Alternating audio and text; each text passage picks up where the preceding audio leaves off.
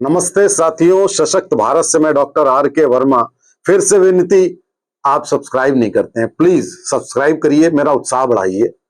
विषय है साथियों, एक बार फिर से कनाडा में हिंदू मंदिर पर अटैक हुआ है।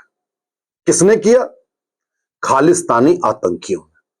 किसके ऊपर किया? हिंदुओं के ऊपर। अब प्रश्न ये उठता है, और सरकार ने, प्रश्न बाद में, सरकार ने क्या किया? कनाडा की सरकार ने कोई कार्रवाई नहीं की। कनाडा सरकार आजकल पाकिस्तान से भी बड़ी आतंकी सोच वाला देश बन चुका है कनाडा। पाकिस्तान जैसे हमें हमारा नाश करने की हर वक्त कोशिश करता है, ऐसी कनाडा भी करने लगा है। लेकिन आप जरा सोचिए कि कनाडा में जाने वाले और बसने वाले कौन लोग हैं? पंजाबी, सरदार, हिंदू, ये तीन तो हैं ही, साथ में वो सरदार जो खालिस्तानी है। अब प्रश्न, एक बहुत बड़ा प्रश्न उठता है कि आखिरकार कनाडा सरकार खालिस्तानियों को ही क्यों प्रोटेक्ट करती है? तीन और लोग बैठे हैं, हिंदू भी है और सरदार भी है जो खालिस्तानी नहीं है, भारतीय है, पंजाबी भी है। उनके बारे में क्यों नहीं सोचती सरकार, कनाडा की सरकार? और खालिस्तानियों ने मारा पीटा हिंदुओं को, और उसके विरोध में जब प्रदर्शन किया हिंदुओं ने, तो उनको पकड़ लिया पुलिस ने कि भाई साहब, आप जो हैं डेमोन्स्ट्रेशन क्यों कर रहे हैं?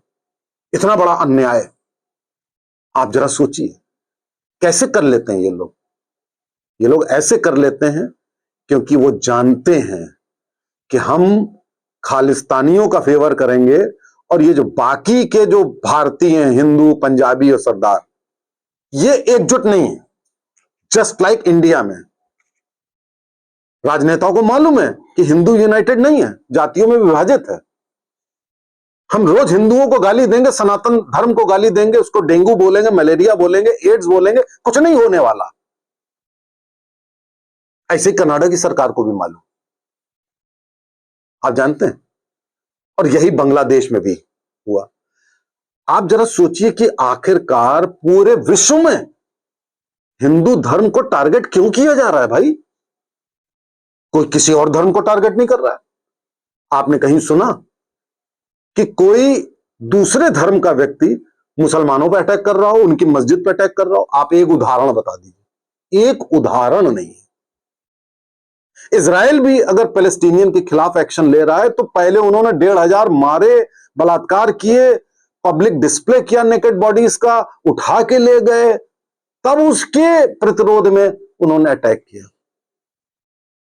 लेकिन साथियों, पूरे विश्व में, चाहे क्रिश्चियन चर्च हो, चाहे मुस्लिम मस्जिद हो, कहीं पर भी किसी भी धर्म ने, विधर्मी जैसे हम, उनके लिए दूसरे धर्म के लोग हैं, कभी भी ऐसा नहीं किया हुआ कि उनके ऊपर अटैक हुआ हो। ये हिंदुओं के ऊपर क्यों होता है?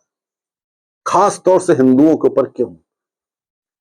साथियों, इसलिए होता है कि आप विश्व की सबसे पुरानी सभ्यता है, सबसे पुरानी संस्कृति है, आपके अंदर कम्युनिटी की फीलिंग नहीं है, आप आपस में जुड़े नहीं है, आपकी विशेष पोशाक नहीं होती है, आपके अंदर सांप्रदायिक भावना नहीं होती कि ये हमारा है व्यक्ति। कहीं चले जाइए, मुस्लिम इलाका, सब एकजुट हो जाएंगे। और कहीं चले जाइए, कोई और माइनॉरिटी होगी, उसका इलाका। हिंदुओं में नहीं होता। भयंकर आपकी मेजॉरिटी हो, कोई आप मरे कटे पड़े हो तो भी उठाकर अस्पताल तक नहीं पहुंचाए। क्या ये शर्म की बात हमारे आपके लिए नहीं है क्या? ये बताइए आप।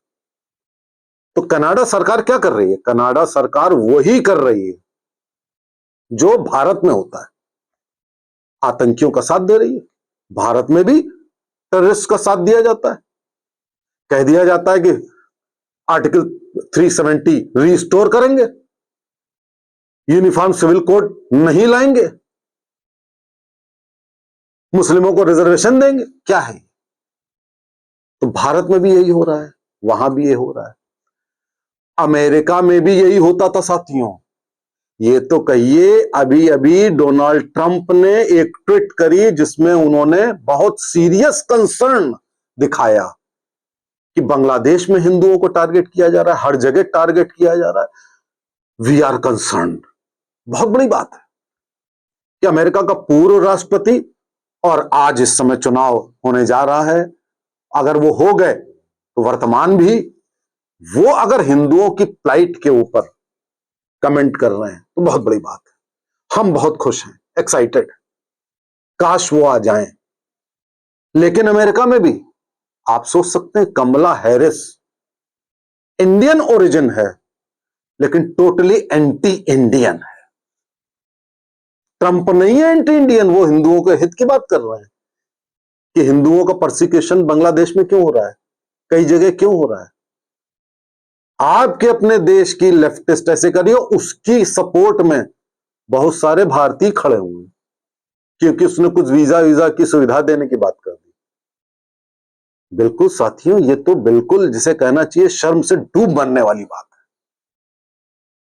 और आपको मालूम है अभी क्या हुआ? अमेरिका में एक यूट्यूबर था, वो यूट्यूबर गिलहरी को लेकर के अपने वीडियो बनाता था। गिलहरी, बहुत अच्छा जी, राम जी की गिलहरी, और उसको बड़ा पॉपुलर था, उसके बहुत अच्छे वीडियो थे। डेमोक्रेटिक सरकार अमेरिका की, यही जो बाइडेन और कमला हैरिस की सरकार, उसके घर पे रेड मारती है, रेड मार करके उस गिलहरी को रिकवर करती है, बाद में उस गिलहरी को मार डालती है। आप जरा सोचिए। हम लोग सोचते हैं कि हमारे भारत में ही ऐसे अन्याय अत्याचार होते हैं, ऐसा नहीं मित्रों। अमेरिका में कोई कम नहीं है। एक निर्दोष, एक बेजुबान जीव को मार दिया गया, राम जी की गिलहरी मार दिया गया। उसके ऊपर भी ट्रंप ने कमेंट किया है कि बहुत गलत हुआ। बताइए, वहां के रिपब्लिकन हमारे पक्ष में हैं, हमारे ओरिजिन के लोग हमारे विरोध में, हमारे दुश्मन बने हुए हैं आजकल। ये तो कहिए, ट्रंप साहब लगे हुए हैं, एलॉन मस्क आपने सुना होगा जो मार्स मिशन पे हैं, सबसे अमीर व्यक्ति हैं, वो भी लगे हुए हैं कि ट्रंप जीत जाए किसी तरीके से।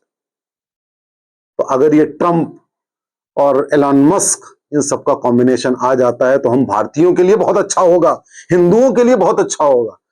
लेकिन अंत में मैं एक मैसेज आपको जरूर देना चाहता हूं। पूरे विश्व में आपको टारगेट किया जा रहा है।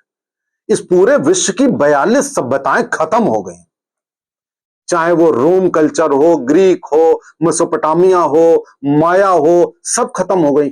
सनातन संस्कृत को खत्म करने का षड्यंत्र यथावत जारी है, सैकड़ों हजारों सालों से। आप जाग नहीं रहे हो, आप भाग रहे हो, आप साथ नहीं दे रहे हो। साथियों, जाग जाओ, कम्युनिटी फीलिंग लाओ, हर हिंदू एकजुट हो जाओ, वरना आज हिंदू बट रहा है तो कट रहा है और मिट भी रहा है। ये चीज जारी रहेगी। अगर ये जारी रही, जब आपका अस्तित्व ही नहीं रहेगा तो आप ये सब जो बातें करते हैं ना, फ्री बिजली, पानी और रोजगार, ये वो सब बेकार की बातें हैं। ये जो संसार है मिथ्या है, कुछ नहीं है। जो कुछ भी है आपकी संस्कृति, सभ्यता और धर्म है। जाग जाइए। नमस्ते, जय हिंद, जय भारत।